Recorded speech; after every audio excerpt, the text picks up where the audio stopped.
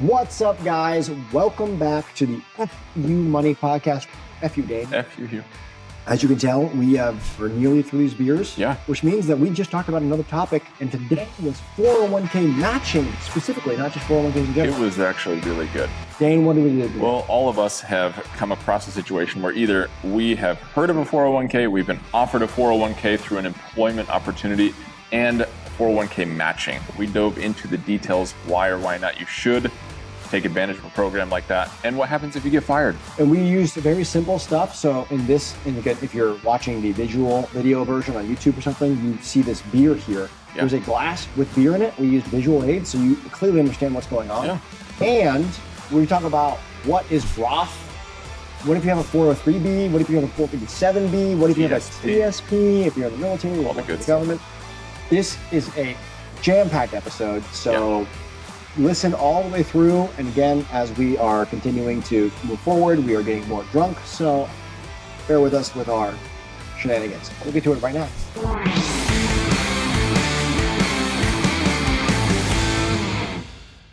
What's up, guys? Welcome back to the FU Money Podcast. FU, Dane. FU, Hugh. Cheers.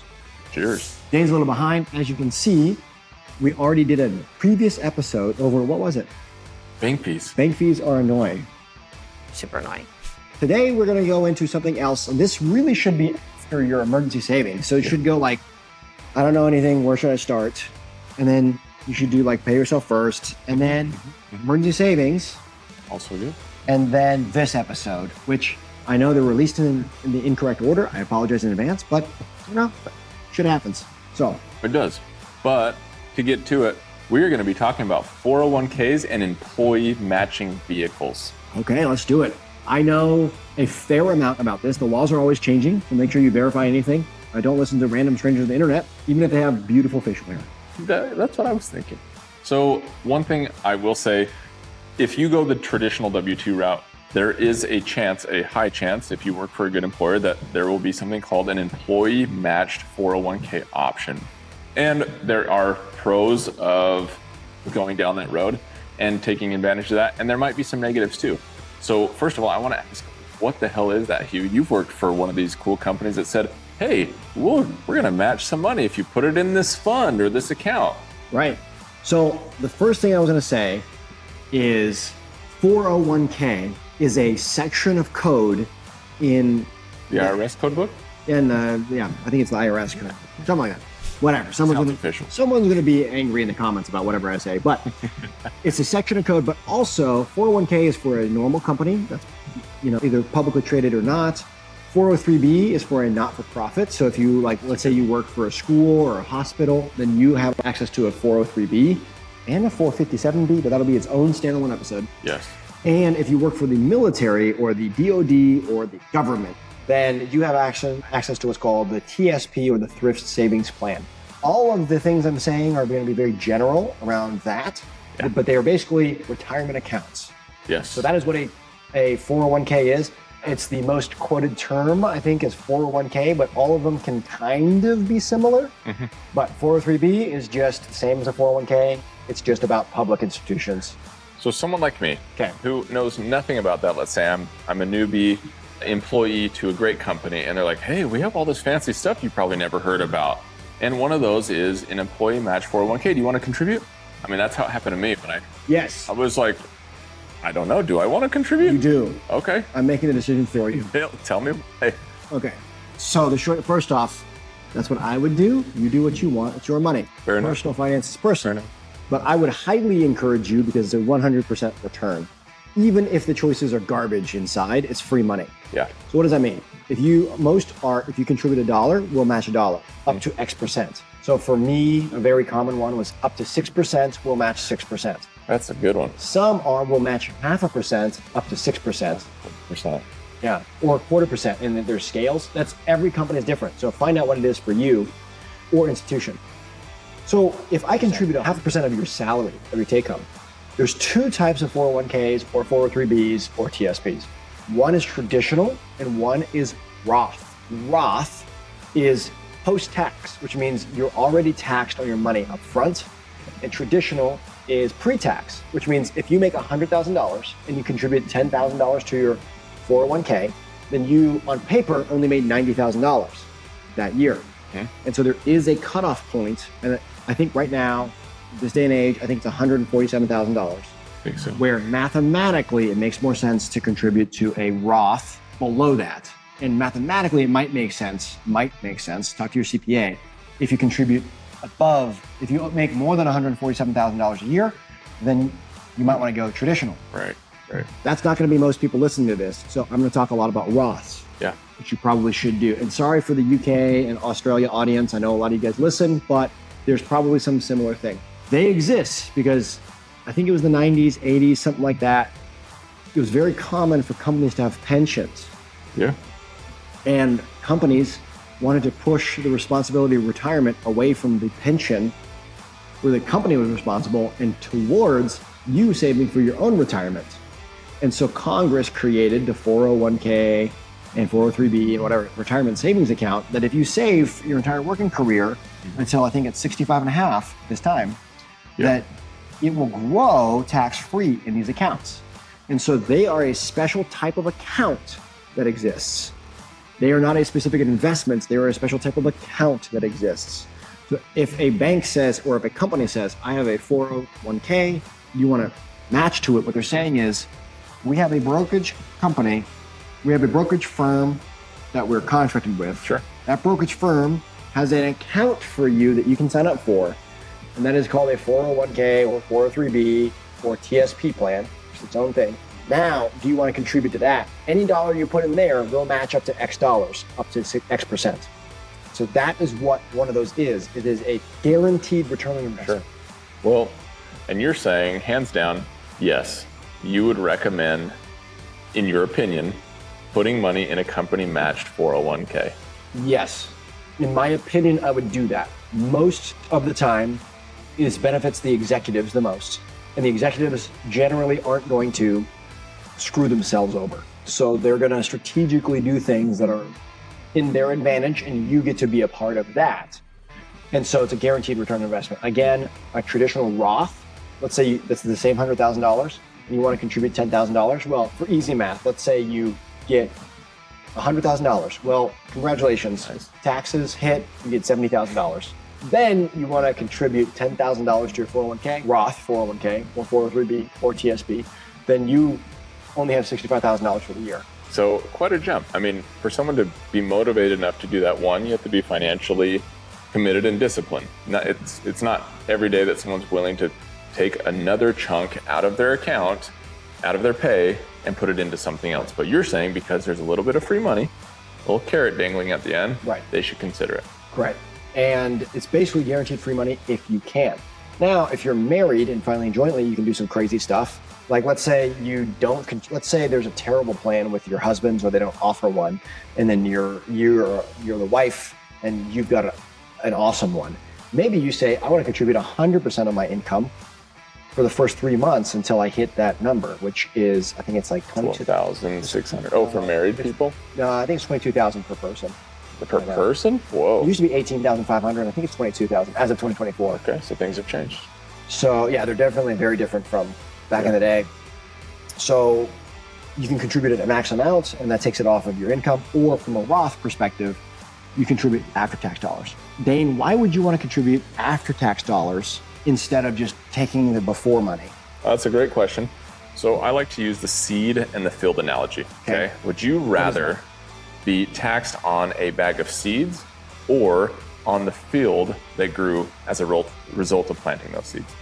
I mean, if it's not a trick question, I'd rather be taxed on the seeds, because if I'm taxed on the field, then the field will contain all of the plants that then had those seeds, which is probably going to be a larger amount. Absolutely. So the government did not make that a sneaky equation. They said, do you want to be taxed on the seeds in which you plant or the field after it's grown? So when you look at something like a Roth IRA, you are only being taxed on the seeds. Right, it's meaning that my normal income, I'm going to work, I'm going to get my W-2. Yes. I'm going to be taxed on it right Yep. then Yep. and today. Yep. But then whatever it grows to, what happens? Then you can take it out without a penalty if you follow the rules and you take it out at the right retirement age. You in theory, well, in reality, would be able to take that money in which you've grown now to a beautiful field and sit on that without the government sticking their sticky hand into it. Right. So another way to put that is you are growing from whatever the money is before all the way to as long as it can possibly go. When you take the money out, it's not taxed. Absolutely. So if I put in $100,000 and whatever, so I just made some good guesses and it went wild, and I've got $10 million in there. Good for you. I'm not taxed on it. Yep. That's a Roth. And that is my suggestion of why you should, in my opinion, go for a Roth, even if you are, but unless there's a strategic reason, I would go for a Roth. And if there's a strategic reason, that doesn't mean that you might know about it. So many friends of mine just don't know. And money is talked about so little that they actually should be contributing to a traditional, and they're not. But even more people are contributing to a traditional, and they should probably be contributing to a Roth. So just know Roth is post-tax. You've already paid taxes on it, but you'll not be taxed when you're retired. Yeah. I know what taxes are today, but I don't know what taxes are going to be in the future. Right. So I anticipate taxes to go up. So you're kind of future betting and future planning. Really, it's the younger, smarter man's game where you're thinking ahead. And even when I walked into that benefits meeting with HR and they're like, do you want to do this or do you want to do this? No one said, here's what that means. They were just like, hey, we have an employee match program. Do you want to donate to it? You can do Roth or traditional. Right, and you're like, Roth, that sounds scary. Yeah. Traditional, that sounds like lots of people have been doing it. And then they don't think about it, and then now that's 50 years later. 50 years! And you have to owe tax on it. Yeah. Well, and if you do just the simple math, like you said, under a certain wage, and you accumulate $10 million, imagine having to pay tax on a load of cash that large. Right. And traditional, they're going to force you to take it out. I think at age 70, they force you to take distributions. Maybe before then, I can't remember. But check it later. Again, lots of people will be angry. Let me know in the comments how we got it wrong. But that's the gist of it. Well, cool. Okay. I do appreciate you walking through those differences, but I am most interested in now I'm Mr. Smart Money Man. I've decided to go down the Roth path, but not all Roths are created equal. And someone, a little bird, told me, well, you know that your Roth is just an account, meaning that account and those funds can be invested in something that actually makes you bigger returns. What the heck was he talking about? Okay, so can you hand me that glass over there? Sure. Let me finish this really quick. There we go. Okay, so for the video folks, you guys are seeing this, but for the audio folks only, an empty glass in front of me that Dane has just finished drinking. So imagine this. The 401k matching is going to be, for every little bit of liquid beer you pour in, and let's simulate this here. A little bit of liquid you pour in, your company is going to match. Mr. Employer? There you go. There you go, good sir. There you go.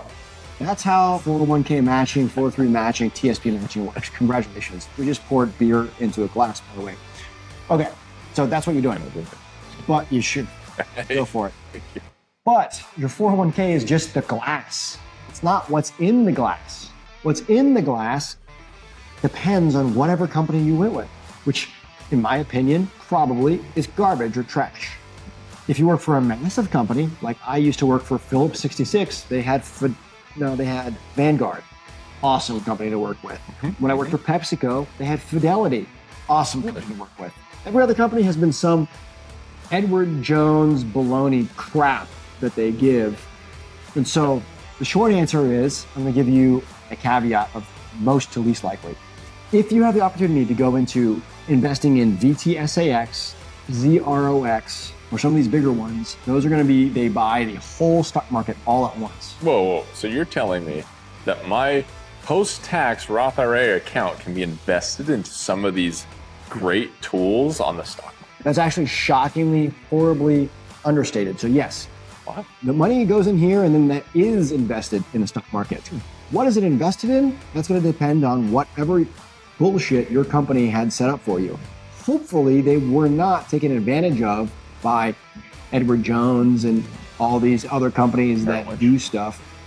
Hopefully they have options that are good for them. So your Fidelity and Vanguard, the larger companies, unlike banks, go watch our previous episode about bank fees, the larger the company that you do business with, the better off you're gonna be in what your selections are. So what gets to be in your glass depends on what that your company, which you don't have a say over, gets to select and pick. Most are against you. So I'm going to give you some, I wish I was in these if you can, but if you're not in these, here's some rules of thumb to look at. Excellent. Well, and I do like the beer analogy because it's something so easy to see that someone adds something to the bucket, the employer adds the second bit. Well, now you have it in an account, but we're going to walk through what you do with it. Yeah. One of Hugh's strategies that he actually shared on a previous bonus tip is what he actually invests in. And one of those things in which I believe you started with your Roth, but now you just invest in directly is VRTX? VTS. Yes, VTSAX. So VTSAX is the Vanguard Total Stock Market Index Fund. Yeah. That is now like Kleenex is to a wipe. I don't know. Runny nose? Yeah, runny nose. What do you call that? We don't even know. I know the word Kleenex, the facial tissue. Okay. Or Band-Aid is to an adhesive medical strip. Everyone says, here's a Band-Aid. Band-Aid is a brand, but what it does is an adhesive medical strip. So VTSAX is the OG, it's the big dog, it's the old dog, old timer in the room, and it basically buys everything in the stock market. So for the last 100 years, the stock market has returned, on average, 10 to 11% over the course of history. So if you buy into that and just forget about it, right? You can't touch these accounts. You can't drink the beer until you're 65. It's just going to grow, compound, become more beer. When you're 65, you're going to drink the beer. A lot of It's going to grow at a rate of 10 or 11%. If you can get into VTI, Vanguard Total Index ETF, or VTSAX, which is the same thing, except for it's going to be a mutual fund. You're going to know. Basically, if you have Vanguard, you have access to this. If you have Fidelity, then you have access to FZROX, which is basically their competitor to VTSAX, which destroys VTSAX. It's far better. It's free. And it's free because they're trying to get you on the platform so you can spend money other ways. But that's what I would do. The beer I would have in the glass is VTSAX, FZROX, VTI, or VLO. Those are the things that I personally would have in there if I have it. Well, you've heard it from the man himself. Which I would, verify. So we talked a lot about, obviously, the differences between these accounts. You can now put this money and invest it as a vehicle into some of these other great assets and different things. The everyday person, again, who's like, what the heck are they talking about? I just put it into the thing that they told me to, and it does stuff. Yeah. We're talking about what the stuff is and why it's important, and that you actually have control over that stuff. Yep. Now, I'm gonna go in one more thing. Okay. I don't know, a large percentage, my personal companies or two don't have access to this because you're not big enough as a small company to offer this. If you don't have any of the things I just talked about, here's some rules of thumb. Look for the highest return mutual fund with the lowest expense ratio. Just ask the person, whoever is in HR, to get you that information. VTI has a 0.04% expense ratio. So if you invested $1 million, they're going to charge you $400 a year to manage it. FZROX has $0. If you don't have access to that, a lot of companies are charging you 1% or 1.2%. So to blow that up, if you have $1 million, they're charging you $12,000. But if you are in this account, and this account is good, you can't drink until you're 65, then they're charging you $12,000 every year until you're 65. That's crazy. That's not where they're robbing you. They're robbing you in that this could have grown, and they're robbing you from all your future returns. That's why I generally don't like it. So you only match, will only contribute up to your 401k until you're at the match. okay. And then move forward.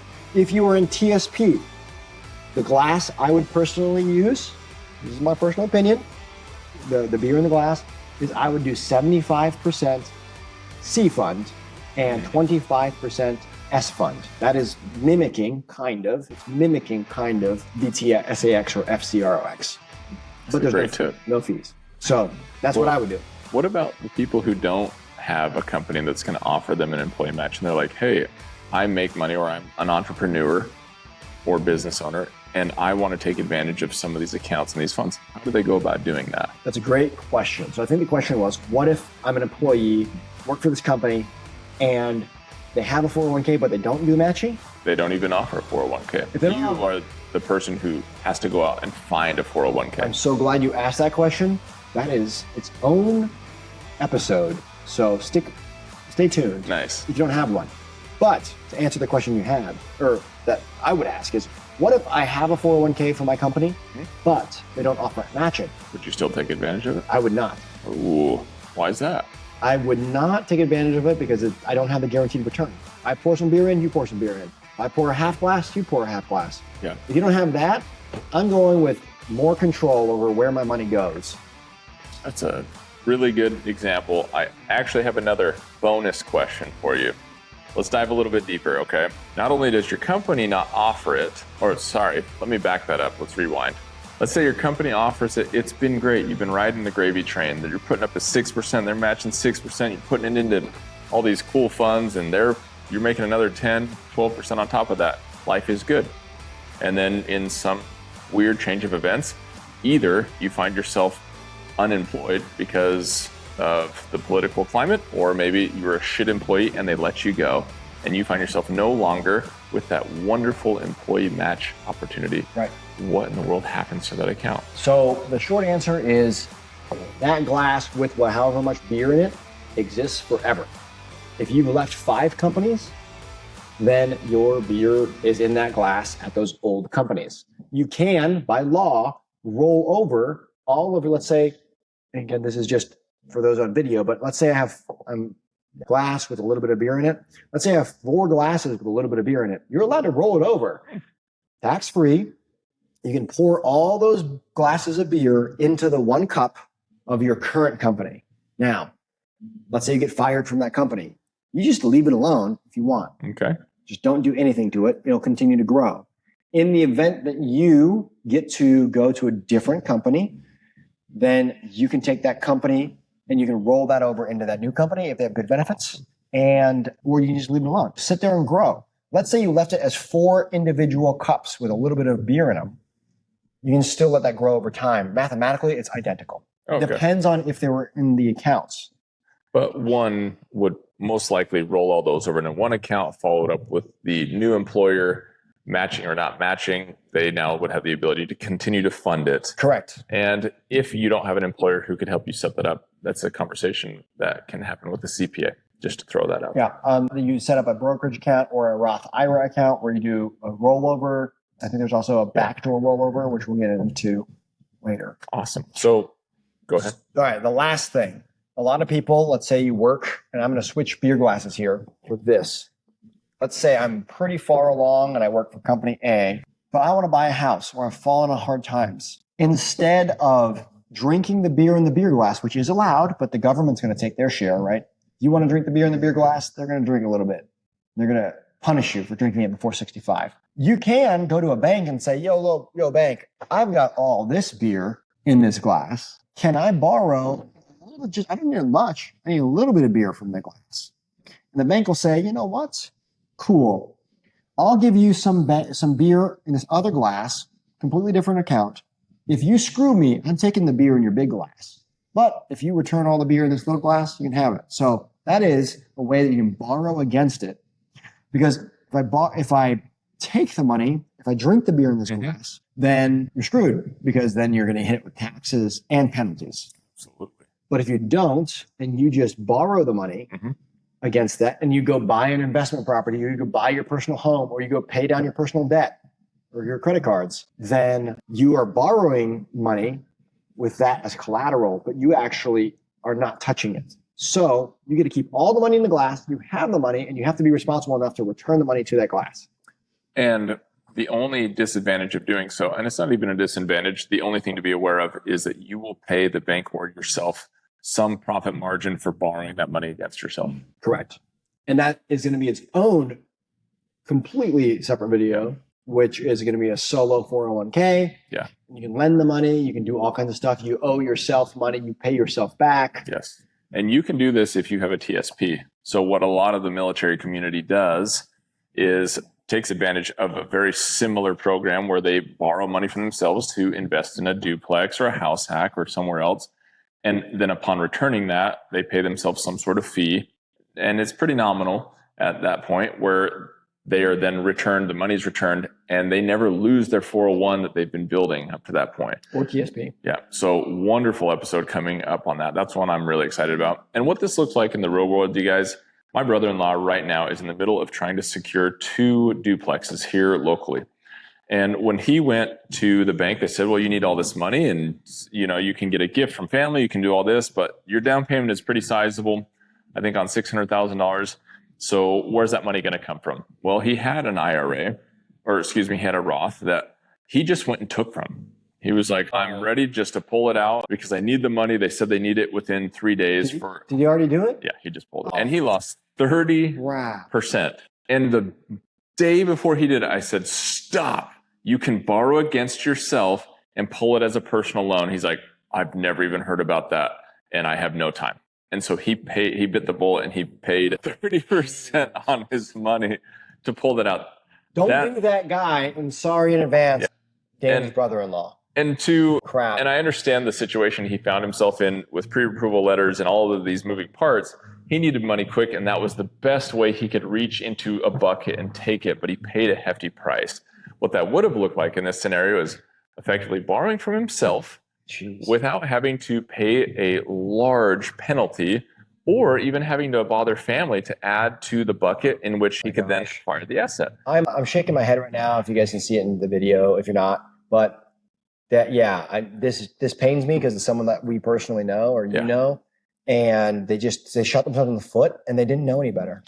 Not only did he not know any better, I didn't know what he was doing to put all of the money he needed together. Otherwise, I would have just said, hey, hang on for a second. There's a better way. And we would have had time to plan that out. To your point, don't do things in such a way, if you can help it, where you don't have to pull from a bucket so quickly that you pay bank fees or penalties. He was in such a rush that he totally got hosed.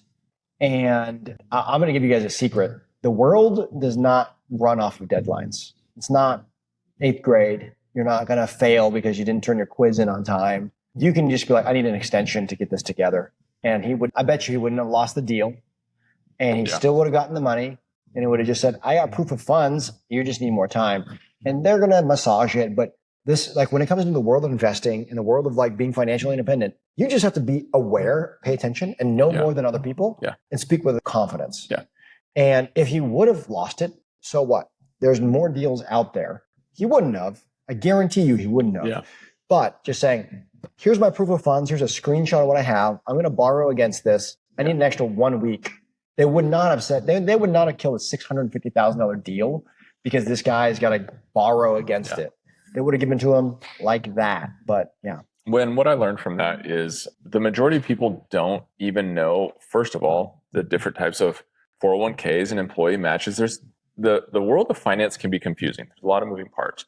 But on top of that, some of the benefits, the best unheard of benefits, people just have no clue how to take advantage of. And not only that, and you guys aren't this because you're listening for some reason. Thank you for listening.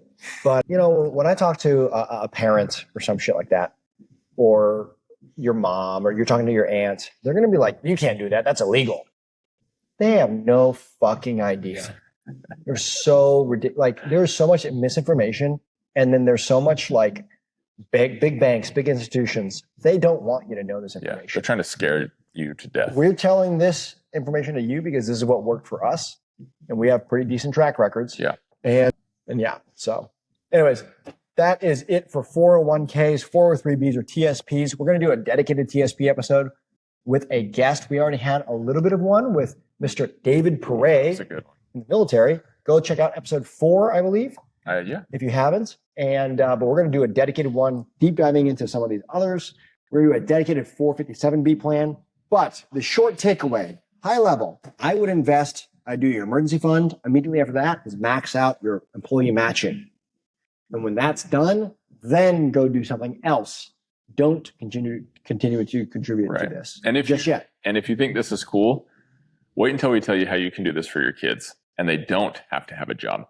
That's where the magic happens. I think they do have to have a job, but there's things you can do. Correct. And you can prepare them in life to take advantage of these tools. So by the time they reach retirement, it has already been so taken care of and the habits have already been so built in and ingrained that it never even crosses their mind, like not being fiscally prepared Yes. for the time that comes. And I'll rephrase a little bit what Dane was trying to say is you may give your kids an allowance right now.